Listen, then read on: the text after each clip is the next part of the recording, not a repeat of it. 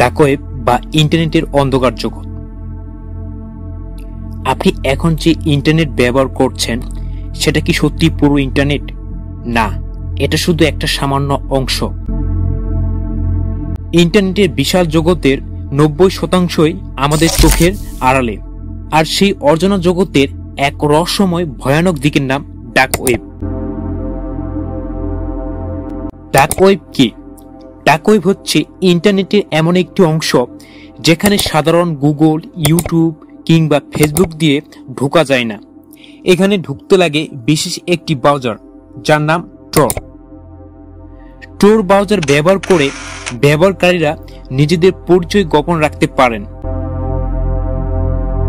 এখানে থাকা ওয়েবসাইটগুলো সাধারণ ওয়েবসাইটের মতো নয়।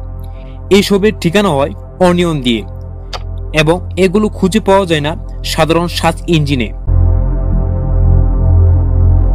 সেখানে কি ঘটে? ডার্ক ওয়েবে কি ঘটে, এটাই হচ্ছে সবচেয়ে বড় প্রশ্ন।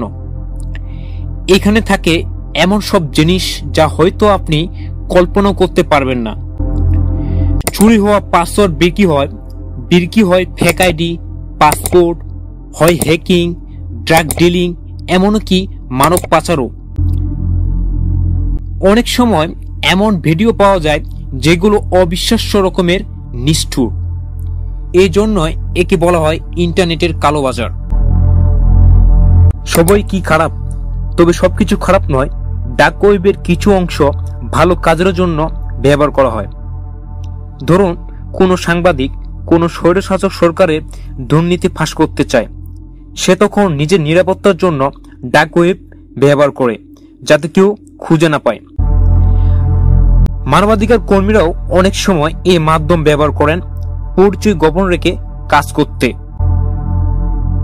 কেন এটা বিপজ্জনক? ডার্ক ওয়েব শুধু গোপন না, অনেক সময় ভয়াবহ বিপজ্জনক।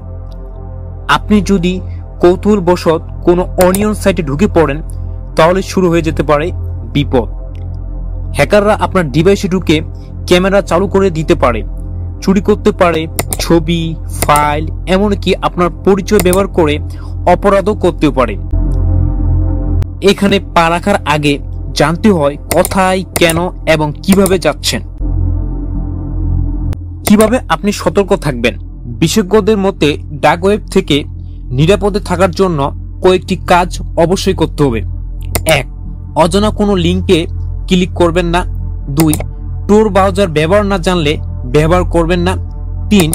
ডিভাইসে শক্তিশালী অ্যান্টিভাইরাস রাখুন। 4. ব্যক্তিগত তথ্য শেয়ার করা থেকে বিরত থাকুন। 5. ইন্টারনেট ব্যবহারের সচেতনতা বাড়ান। এটা শুধু প্রযুক্তি ব্যাপার নয়, এটা এখন ব্যক্তিগত নিরাপত্তার বিষয়। ডার্ক ওয়েব যেন এক অন্ধকার রাস্তা। কেউ সেখানে যায় সত্য প্রকাশ করতে, আবার কেউ অপরাধ করতে। আপনার কৌতূহল যদি সীমা ছাড়িয়ে যায়, সেটাই আপনার জন্য বিপদ ডেকে আনতে পারে। তাই সচেতন থাকুন। ইন্টারনেট শুধু সুবিধা দেয় না, এটা ভুল পথে নিলে সর্বনাশও করতে পারে।